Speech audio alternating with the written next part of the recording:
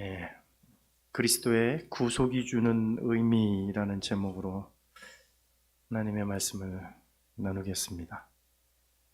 여러분, 예수 그리스도를 처음 만났을 때를 기억하십니까?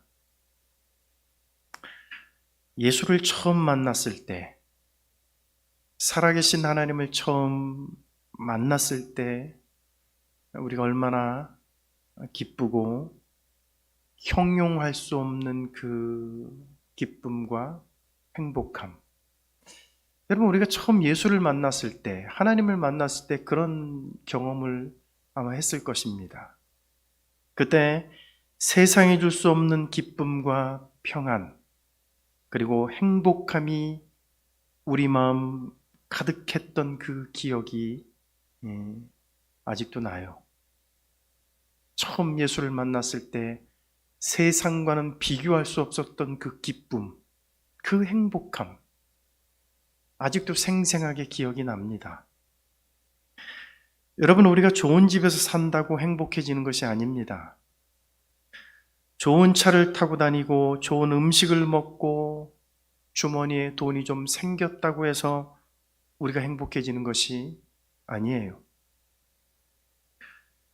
그런 것들은 잠시 기분이 좋을 수는 있어도 예수 그리스도의 피값으로 얻은 구속을 경험한 사람이 누리는 그 행복과 그 기쁨과는 비교할 수가 없습니다.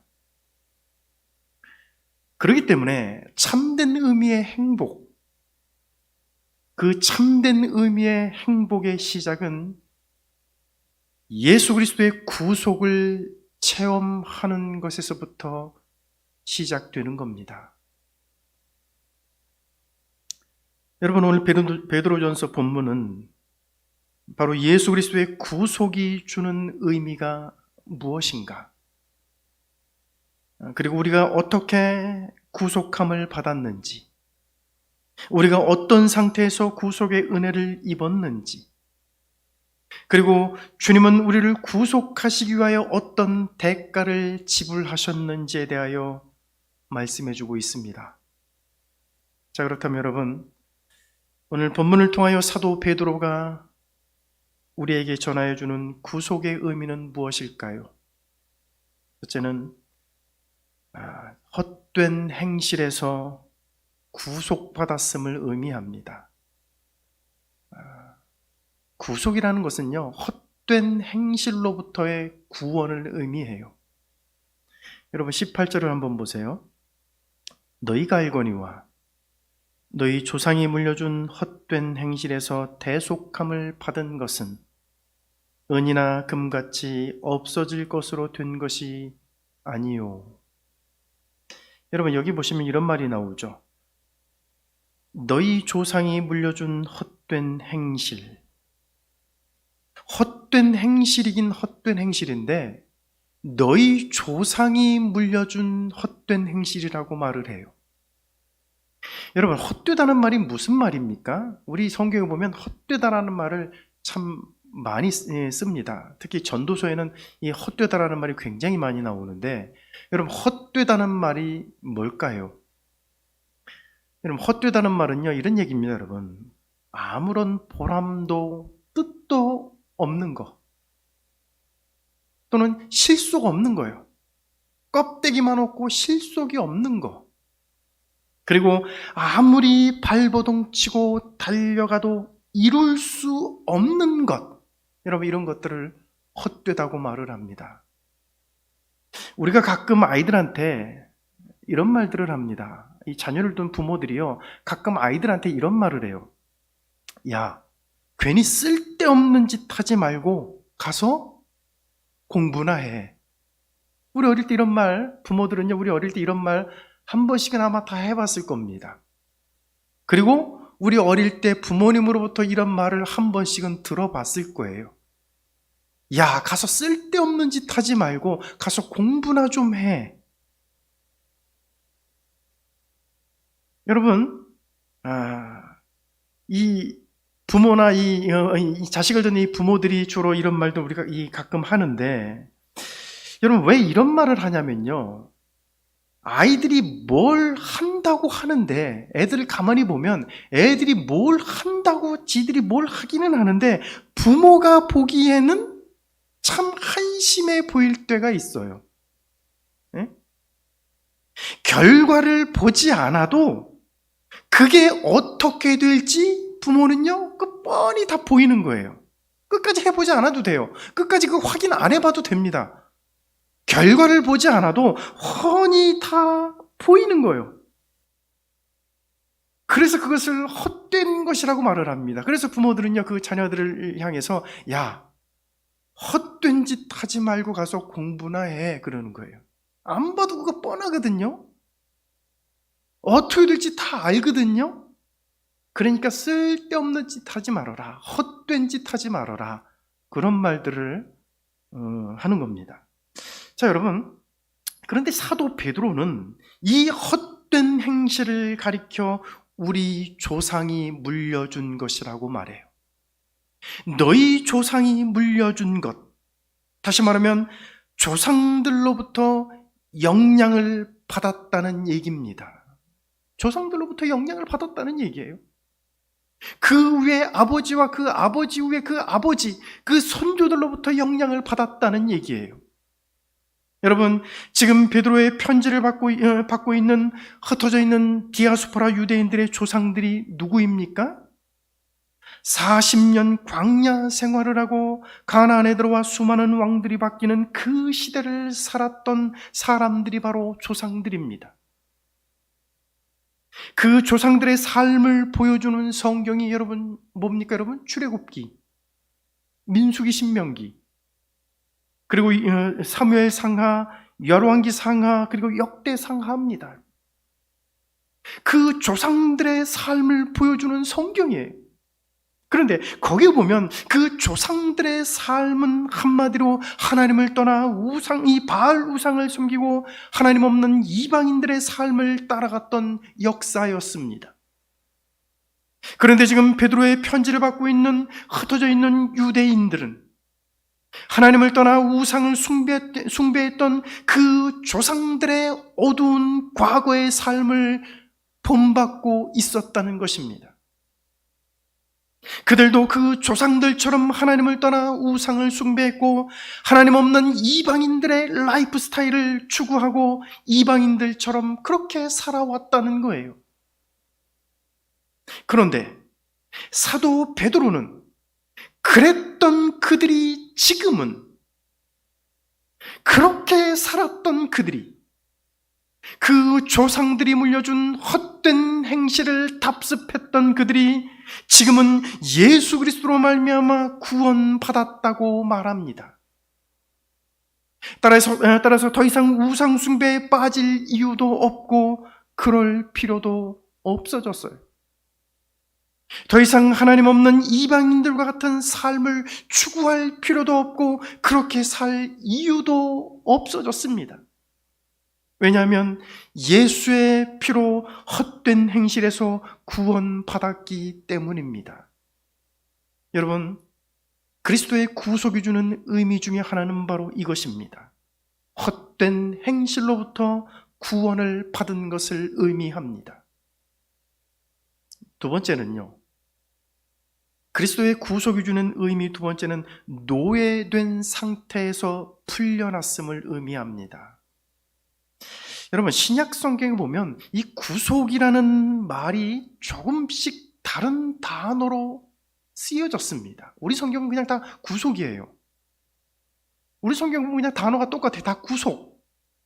그런데 성경 원문에 보면 이 구속이라는 단어는 크게 세 가지로 쓰여지고 있습니다. 첫 번째, 이 하나는 뭐냐면 아고라조라는 말이에요. 아고라조. 노예를 사기 위해 시장에 들어간다, 이런 말이에요. 시장에 들어가긴 들어가는데 노예를 사기 위해 시장에 들어간다라는 말입니다. 여러분, 옛날 로마에는 많은 노예들이 있었습니다. 성경을 연구하는 신학자들에 의하면 고대 로마에 살던 이 노예들은 로마에만 무려 500만 명이 있었다고 말을 해요. 심지어 어떤 성경 신학자는 5천만 명의 노예들이 있었다고 말을 하기도 합니다. 그런데 저는요, 5천만 명은 참 안 믿어집니다. 왜냐하면 2000년 전에 로마의 인구 밀도로 봤을 때 5천만 명은 너무나 과장된 해석 같아요. 아마도 500만 명이 맞지 않나라는 생각이 듭니다. 자, 여러분, 어쨌든 500만 명이라 할지라도 로마에 500만 명이 되는 이런 노예들이 있었다 할지라도 여러분 한번 생각해 보십시오. 그 숫자는 가히 상상을 초월할 수 없을 만큼 엄청난 숫자입니다. 그런데 이 노예들은 자유를 박탈당한 채 말로 다 할 수 없는 잔인한 학대와 고문을 받으면서 비참하게 살아가고 있었습니다. 이런 노예들을 자유케 하기 위해서는 먼저 노예를 매매하는 노예 시장으로 들어가야 합니다. 고대 세계에는 노예를 매매하는 노예 시장이 있었어요. 그래서 그들을 자유케 하려면, 그들에게 자유를 주기 위해서는 그 노예 시장으로 들어가야만 합니다. 여러분, 그것을 뜻하는 단어가 바로 아고라조라고 하는 말이에요. 구속을 뜻하는 또 하나의 단어가 있는데 엑사그라조라고 하는 말이에요. 엑사그라조. 여러분, 이거는 무슨 말이냐면 대가를 지불하고 시장에서 이끌어낸다라는 말이에요. 그러니까 값비싼 대가를 지불하고 이 노예를 사서 데리고 나온다는 말이에요. 이것이 여러분 구속이라는 단어의 또 다른 뜻입니다. 그런데 구속을 뜻하는 단어가 하나 더 있습니다. 그것이 오늘 본문에 나오는 구속이라는 단어예요. 루트로라는 말이에요. 루트로라고 하는 단어입니다. 여러분, 이것은 비싼 값을 주고 산 노예를 향해 새 주인이 자유를 선언하는 것을 말합니다. 넌 이제 더 이상 노예가 아니다. 넌 이제 자유다. 넌 이제 더 이상 잔인한 학대를 당하지 않아도 되고 더 이상 비참할 필요가 없다. 내가 값비싼 대가를 지불하고 너를 샀다. 그러므로 넌 자유다. 여러분, 이 위대한 선언을 담은 단어가 오늘 본문에 나오는 바로 구속이라고 하는 단어입니다. 요한복음 8장 34절에 보면 죄를 범하는 자마다 죄의 종이라고 말씀하고 있습니다. 여러분, 세상 사람들은 자신들이 자유를 누리면서 산다고 생각을 해요. 세상에 하나님 없는 사람들은 자신들이 스스로 자유하다고 그렇게 소리를 칩니다. 그러나 하나님 보시기에 인간은 죄악의 노예 상태 속에 있습니다. 디도서 3장 3절에 보면 바울은 죄의 노예 상태에 있던 우리의 모습을 이렇게 말합니다. 우리도 전에는 어리석은 자요, 순종하지 아니한 자요, 속은 자요, 여러 가지 정욕과 행락의 종노릇한 자요, 악독과 투기를 일삼은 자요, 가증스러운 자요, 피차 미워한 자였으나. 여러분, 그리스도 이전의 우리의 상태, 우리가 예수 그리스도를 믿기 전 죄인이었던 상태를 여러분 얼마나 성경은 신랄하게 비판을 하며 신랄하게 묘사를 하고 있습니까? 우리도 전에는 그랬다는 거예요. 우리도 예수 그리스도를 구주로 고백하기 전에 우리도 정욕과 행락으로부터 자유하지 못했다고 말합니다. 하나님이 기뻐하지 않는 일을 행했던 악한 습관과 악한 욕심에 매여 있었다고 말하고 있습니다. 다시 말하면 죄의 종노릇하고 있었다고 성경은 말하고 있습니다. 그런데 우리가 예수 그리스도를 만났을 때, 예수를 구주로 영접했을 때 우리에게 이루어진 가장 놀랍고도 영광스러운 일은 우리가 바로 이 죄악에 노예된 상태에서 구속함을 입었다는 것입니다. 그래서 우리는 더 이상 죄의 노예가 아닙니다. 우리는 더 이상 죄악 아래 비참할 필요가 없습니다.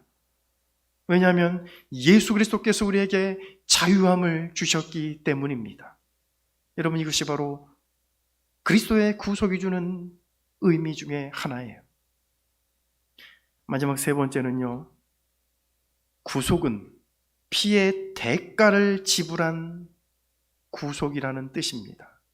피라고 하는 예수 그리스도의 그 피값을 지불한 그 구속이 바로 그리스도의 그 구속의 의미예요. 여러분 19절을 보세요. 오직 흠없고 점없는 어린 양 같은 그리스도의 보배로운 피로 된 것이니라. 여러분 여기 보면 하나님이 우리를 구속하시기 위하여 어떤 대가를 지불했다고 말을 합니다. 여러분 그게 뭡니까? 그리스도의 보배로운 피. 그리스도의 보배로운 피로 된 것이라고 말하고 있어요. 은이나 금으로 대가를 지불한 것이 아니에요. 돈으로 대가를 지불한 것이 아닙니다. 은이나 금보다도 훨씬 더 값비싼 대가를 지불하셨습니다. 그것은 바로 예수 그리스도의 피입니다. 여러분 여기 나오는 보배로운이라는 말은 아주 귀중하다는 말이에요. 여러분 이 세상에 예수 그리스도의 피보다 더 귀중한 것이 세상에 어디 있겠습니까? 온 우주 만물을 통틀어서 예수 그리스도의 피보다 더 소중한 것이 또 있을까요, 여러분? 이 세상에 예수 그리스도의 피보다 더 귀중한 것은 없습니다. 여러분 우리가 종종 값없이 구원받았다라는 말을 하게 되는데 자칫 이 말을 오해할 수 있습니다. 물론 우리가 값없이 구원받은 것은 사실입니다. 성경은 그것을 분명히 가르치고 있어요. 예를 들어 에베소서 2장 8절 9절에 보면 너희는 그 은혜에 의하여 믿음으로 말미암아 구원을 받았으니 이것은 너희에게서 난 것이 아니요 하나님의 선물이라. 행위에서 난 것이 아니니 이는 누구든지 자랑하지 못하게 함이라. 이사야 55장 1절에 보면 오라 너희 모든 목마른 자들아 물로 나오라. 돈 없는 자도 오라. 너희는 와서 사 먹되 돈 없이 값없이 와서 포도주와 젖을 사라. 여러분 하나님이 우리에게 주신 구원을 무엇이라고 말합니까? 하나님의 선물이라고 말하기도 하고 돈 없이 값없이 얻은 것이라고 말하기도 합니다. 그렇습니다, 여러분. 우리는 예수를 믿기만 하면 값없이 구원을 선물로 받습니다. 그러나 값없이 구원을 얻도록 하시기 위해서 예수 그리스도께서 대신 값비싼 대가를 지불하셨다는 사실을 우리는 망각해서는 안 되는 것입니다.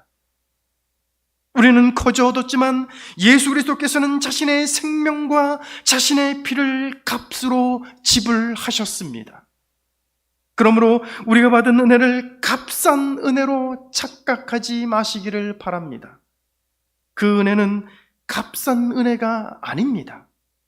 나를 구원하기 위하여 주님이 자신의 생명을 그 대가로 지불하셨습니다. 죄를 범한 일이 없고 죄를 알지도 못하시는 주님이 나를 구원하기 위해 내 죄를 짊어지고 십자가에서 그 보배로운 피를 흘려주셨습니다. 그래서 우리가 구원의 은혜를 받은 거예요. 다시 말하면 우리에게 이루어진 구속의 은혜는 예수 그리스도의 피의 대가를 지불한 구속이라는 것입니다. 어떤 전도자가 탄광 속에 들어가서 점심시간을 이용해 광부들에게 하나님의 값없는 은혜를 가르치며 구원의 복음을 전했습니다. 그런데 한 광부가 값이 너무 헐값이라 그런 종교는 믿을 가치가 없다고 말을 하는 것입니다. 값이 너무 헐값이라 그런 종교는 믿을 가치가 없소. 전도자는 그 말을 듣고 승강기 앞에 서서 이렇게 물었습니다. 그러면 이 탄광을 나가려면 어떻게 해야 합니까? 그러자 그 광부가 이렇게 말을 합니다. 그거야 승강기를 타고 올라가면 그만이지요. 그래서 또 묻습니다. 저 위에까지 올라가려면 얼마나 걸립니까? 한 3분밖에 걸리지 않습니다. 그럼 나는 저 위에까지 올라가는데 애쓸 필요가 없겠네요. 네, 맞습니다. 당신은 그냥 타고 있으면 됩니다. 그러자 전도자가 또다시 물었습니다. 그러나 처음에 이 탄광을 파고 승강기를 설치한 사람은 힘도 들고 돈도 많이 들었겠네요. 그러자 광부가 하는 말이, 그러야 그렇죠. 탄광이 이 지상에서 500m 아래에 있으니 주인이 돈 쓴 거야 말할 수 없이 많겠지요. 이때 전도자는 그 광부에게 이렇게 말을 했습니다. 네, 옳은 말씀입니다. 바로 그겁니다. 하나님 말씀에 그 아들을 믿는 자는 영생을 얻는다고 했는데 당신은 너무나 그 은혜가 싸다고 했습니다. 그러나 멸망과 사망의 굴에서 당신들을 구원해내시기 위해 하나님은 독생자 예수께서 죽음이라는 막대한 비용을 들이셨습니다. 여러분, 오늘 우리가 받은 은혜는 값싼 은혜가 아니에요. 예수 그리스도께서 보혈의 피를 흘려주시고 그 대가를 지불해 주신 값진 은혜인 것입니다. 그래서 오늘 우리가 구원의 은혜를 값없이 누리게 된 것입니다. 오늘 하나님의 말씀의 결론을 맺겠습니다. 20절, 21절을 한번 보세요. 그는 창세전부터 미리 알림 바 되시니나 이 말세에 너희를 위하여 나타내신 바 되었으니 너희는 그를 죽은 자 가운데서 살리시고 영광을 주신 하나님을 그리스도로 말미암아 믿는 자니 너희 믿음과 소망이 하나님께 있게 하셨느니라. 여러분, 하나님이 우리를 구속하신 것은 우연히 된 일이 아니라고 성경은 가르칩니다. 여기 보시면 창세전에 미리 알림 바 되신 바니, 창세전에 미리 알림 바 된 것이라고, 창세전에 미리 약속하신 것이라고 말하고 있습니다. 하나님께서 창세전부터 미리 알리셨고 이제 우리를 위하여 나타내셨습니다. 그분은 바로 예수 그리스도이십니다. 창세전에 약속하신 그분이 이 땅에 오셔서 약속대로 자신을 미리 내어주심으로 구속을 이루어 주신 것입니다. 하나님께서 그리스도 예수의 피로 우리를 구속하신 것은 과거에 어떤 방법을 해보았더니 그것이 결함이 있어서 후에 다시 생각해낸 방법이 아니에요. 예수 그리스도의 피로 구속하신 방법은 영원 전부터 예정하시고 때가 되자 우리를 위하여 완벽하게 성취하신 것입니다. 그러므로 오늘 구원받은 우리는 구원의 은혜를 기억하며 감사하며 살아야 합니다. 우리를 구속하신 주님께 우리의 삶을 기꺼이 내어드리며 살아야 합니다. 한 가지 에피소드를 말씀드리고 말씀을 맺을게요. 아프리카 선교사인 알렉산더 클라크라고 하는 선교사님이 있습니다. 한 번은 사자에게 물려 거의 죽음에 처해 있었던 흑인의 상처를 치료해주고 그를 살려줬습니다. 치료를 받은 흑인은 기적처럼 살아났고 선교사를 떠나 자기 갈 곳으로 떠나갔습니다. 그로부터 석 달이 지난 후 그 흑인은 선교사에게로 돌아와서 이렇게 말을 했습니다. 당신은 아프리카 정글의 법칙을 잘 알고 계시죠? 아프리카 정글의 법칙은 구속된 자는 구속한 자에게 소속된다는 것입니다. 저는 과거에 죽었으나 지금은 살아 있습니다. 저는 당신의 것입니다. 여기 내 아내와 내 자녀들 6명과 내 가축이 있습니다. 이제 우리들을 당신 좋을 대로 마음대로 사용하십시오. 여러분, 우리는 예수 그리스도의 보혈로 구속된 자들로서 우리의 구속자이신 하나님께 소속되어 있습니다. 따라서 하나님이 우리를 마음대로 사용하실 수 있도록 우리의 시간과 우리의 인생을 주님께 내어 드리시기를 주님의 이름으로 축원합니다. 기도하겠습니다.